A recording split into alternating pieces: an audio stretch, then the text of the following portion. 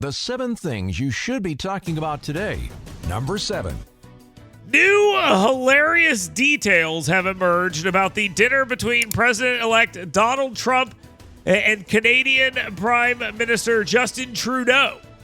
The two attendees sharing a dinner where they had a talk about tariffs. During this conversation, Trudeau warned that the new tariffs would harm the Canadian economy, to which Trump jokingly suggested that if Canada couldn't survive without taking advantage of the United States, well, then maybe Canada should just become the 51st state. And they all nervously laughed. Ha ha ha ha ha ha. Yeah, if I was Trudeau, I'd be nervous about this as well because it shows Trudeau is weak on this and the negotiations have begun. By the way, I'd rather they be a Commonwealth. I don't want to give them 2 senators. So, no, they cannot have 2 senators. They can be a Commonwealth. They cannot have senators. By the way, Trump also has some thoughts on Gaza you might want to pay attention to. Number 6. The Alabama Crimson Tide, once thought unlikely to reach the college football playoff after a decisive loss to Oklahoma. Not by me. I've been very consistent on this. I'll tell you, they're making the playoff. But they now find themselves with a strong chance to make the expanded 12-team field.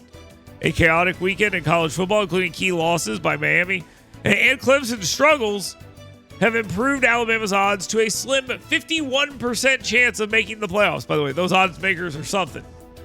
51%. 49% chance they don't. Yeah, I think it's much higher than that, but sure. Their playoff fate hinges on being ranked above Miami and South Carolina in the upcoming rankings. But if Clemson backs into an ACC title, the path becomes a little more murky because they get an auto bid and their opponent will also get a bid there. So that will hurt them significantly. Number 5. This story is supposed to be outrageous in the way it's told, but the only thing I found outrageous about this is that Alex Kim Yeom, a library employee and activist, continues to find herself in these stories because she's the source of these stories. The Huntsville-Madison County Public Library is moving some PG Disney movies like Moana, Frozen, and Coco from their children's section to the young adults section in accordance with new state aid requirements from the Alabama Public Library Service. Well, I mean, PG stands for parental guidance, right? Is that what it stands for? The changes are based on the movie's ratings, aiming to provide consistency across the library system, with G-rated films staying in the juvenile section and the PG-rated ones moving to a collection for young adults, 13 to 18. Which is totally reasonable. This seems completely fine. Who cares? Number 4. After a bruising election season and apparently a less stressful Thanksgiving weekend, United States Senator Katie Britt, a Republican out of Montgomery, expressed confidence that both Republicans and some Democrats will support Trump's policies. And I think you're seeing that. You're seeing different governors and whatnot talking about working with the federal government to take care of some of these illegal immigrants, meaning get them out of there. Kathleen Hochul, out of New York of all places, said that if you commit a crime, you're gone. I mean, this is like 1996 Democrat rhetoric. But here we go. She says, look, border security, that's what they're going to focus on. She also pointed to Meta founder Mark Zuckerberg's visit to Mar-a-Lago as proof that conservatives' voices cannot be silenced and will only grow louder in the coming months, noting this, quote, I think he learned an important lesson the hard way, and that you can't cancel Donald Trump. So there we go. A lot is expected here. Number 3.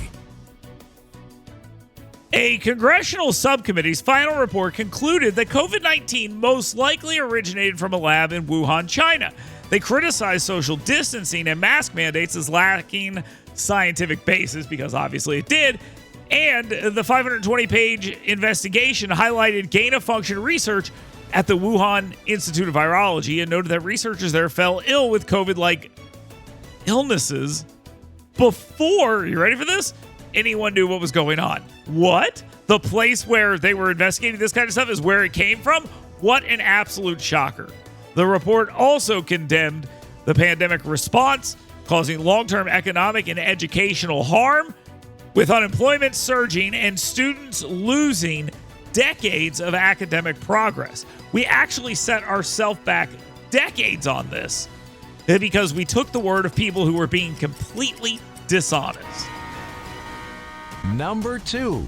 President Joe Biden's pardon of his crackhead son is drawing a little bit of friendly criticism, a little bit of friendly fire, I would say, from other Democrats, with also independents going at it as well.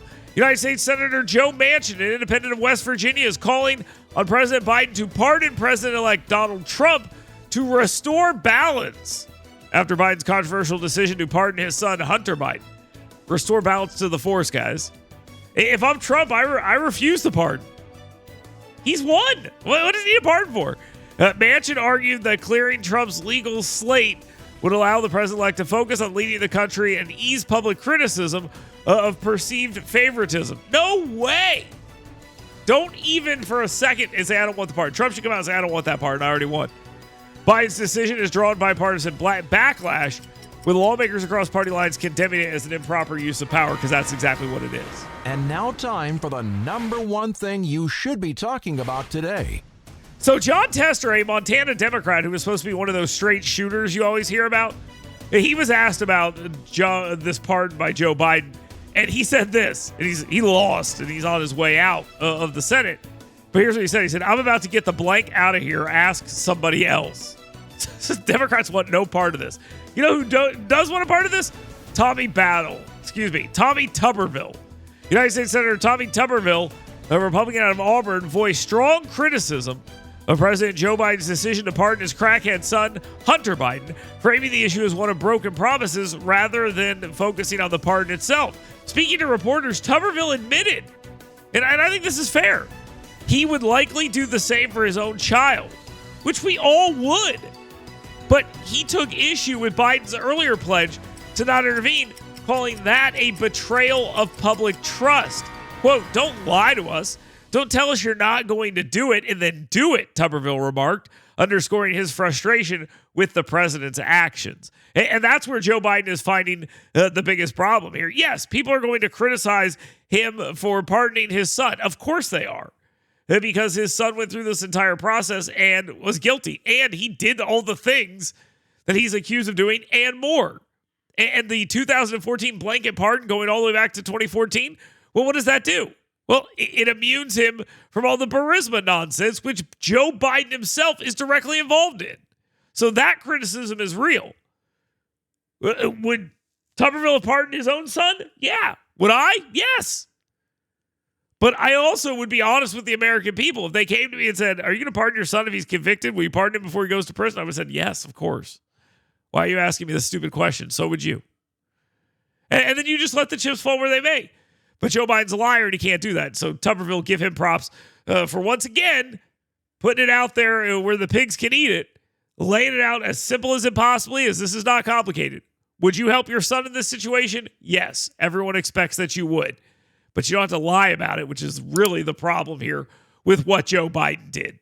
That's the true story. If you'd like to get involved here, you absolutely can. It is all very, very simple. Talk or text. Get that in right now. 205-545-9950. You can jump in right here, right now, and voice your opinions. Don't forget, get your questions in for 10 with him later on in the program. We got 2 great guests coming up here. One, Congressman Dale Strong will be with us here in the next segment. And then we will be joined by Jay Town, former U.S. Attorney, Northern District of Alabama. So don't miss that. We got a lot going on here today. Keep it locked right here on the fastest hour of radio anywhere on your radio dial. You're listening to News and Views with Dale Jackson.